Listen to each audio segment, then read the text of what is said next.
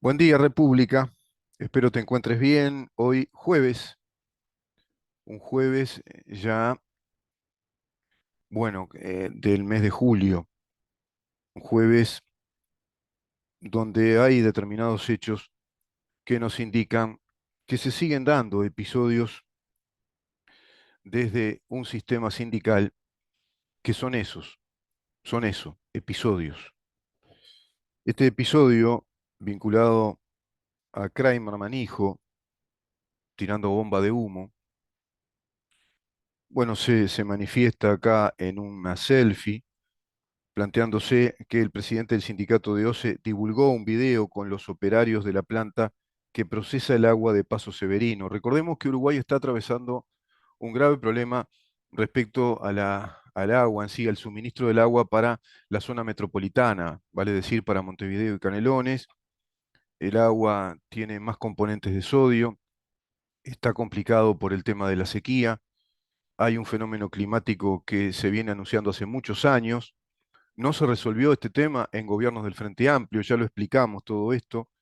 lo explicamos en sendos informes minuciosos en detalle, respecto a lo que no se hizo ya desde el año 2014 en adelante, inclusive gastando dinero con una consultoría que dio el diagnóstico de lo que había que hacer y luego no se hizo. Sí gastaron el dinero en el Antel Arena, por ejemplo, lo hizo Carolina Cose, triplicando el costo.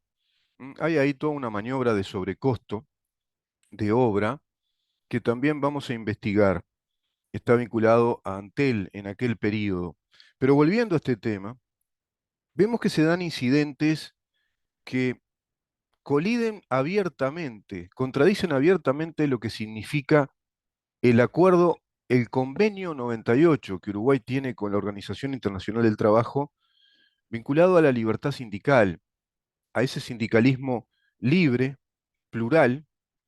de la libertad de la voluntad en tanto las relaciones laborales, esas relaciones libres, espontáneas, es decir, donde las partes negocian libremente y que debe ser de sindicato con empresa, de sindicato con empresa, no de un sindicalismo único por actividad económica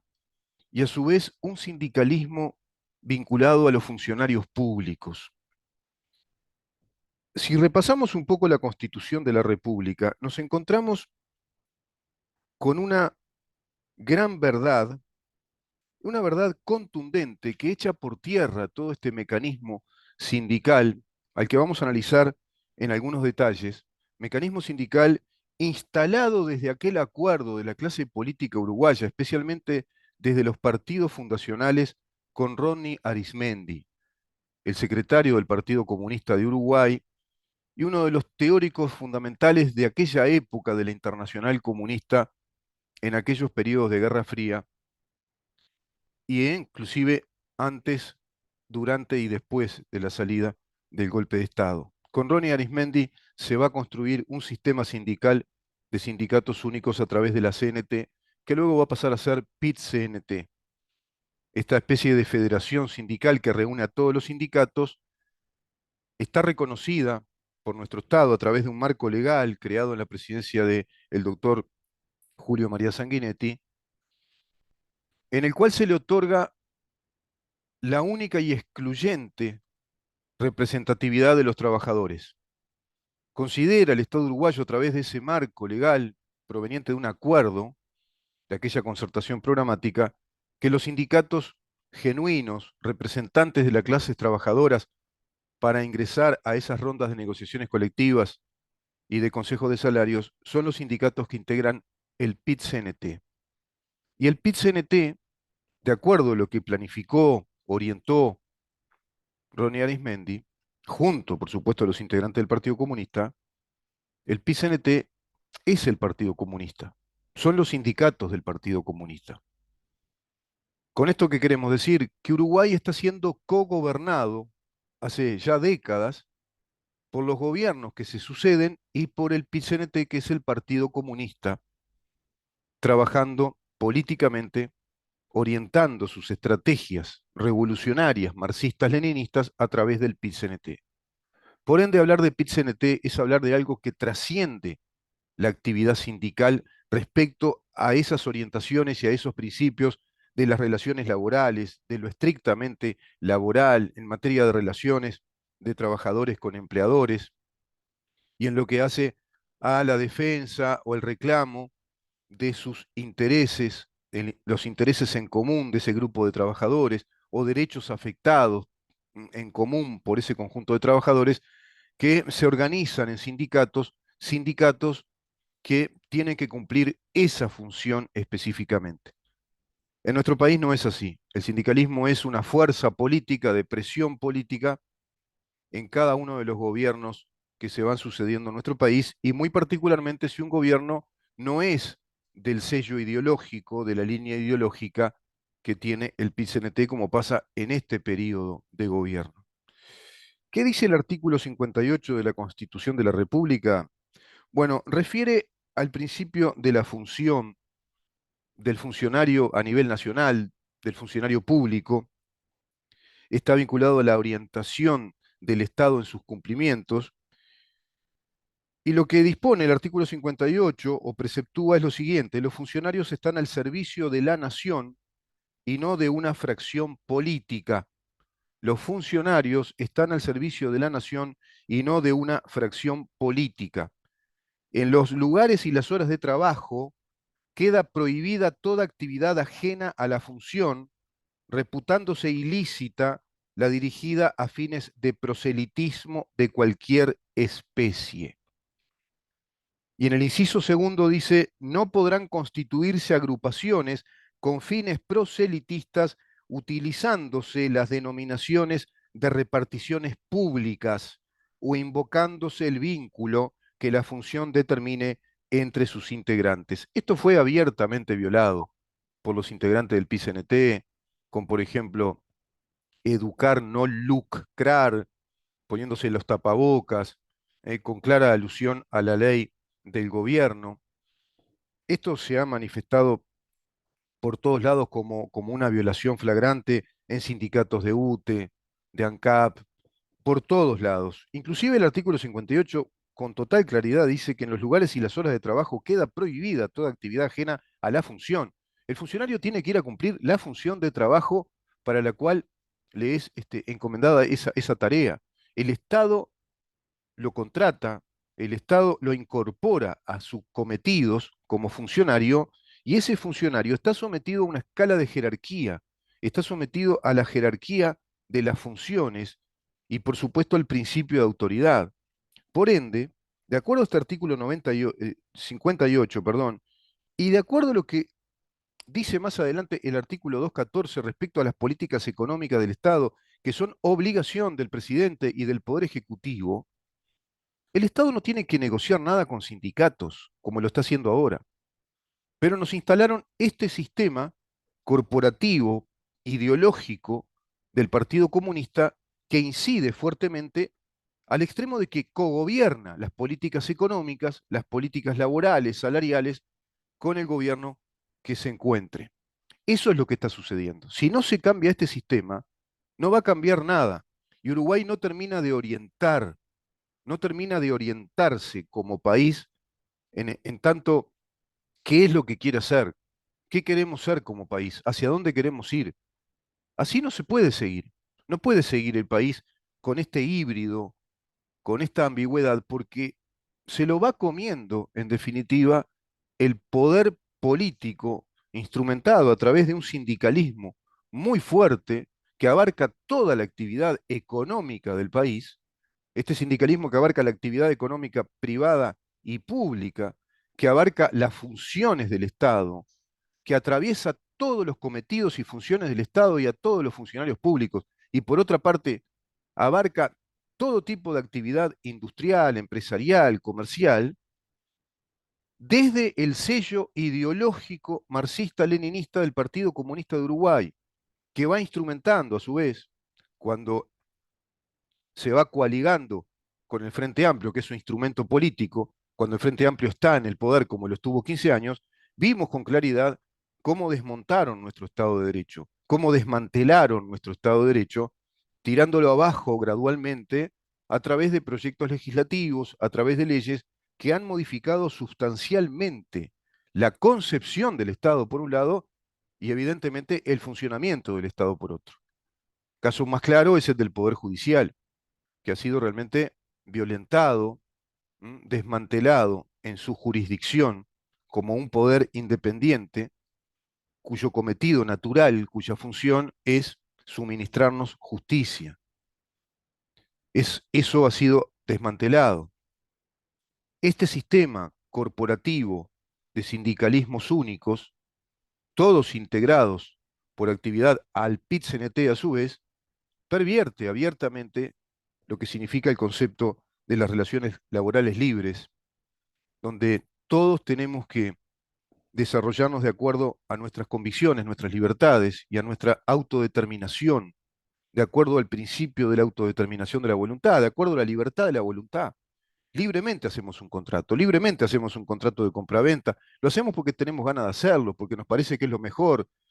hacemos un contrato de alquiler porque lo necesitamos, pero elegimos ese alquiler porque nos parece el mejor, pero siempre es un acto libre de voluntad. Lo mismo en las relaciones laborales, deben ser actos libres de voluntad, acciones libres de voluntad de ambas partes, de los trabajadores y de los empleadores, de los empresarios y los trabajadores, y se dispondrán libremente a solucionar los temas que realmente hay que solucionar para seguir adelante. Y se termina ahí la cosa. Tiene que ser estrictamente técnico el tema y estrictamente laboral, pero esto trasciende, abiertamente trasciende lo estrictamente técnico, lo laboral y por supuesto el principio de la voluntad libre, de la libre voluntad o de la autonomía de la voluntad como lo reclama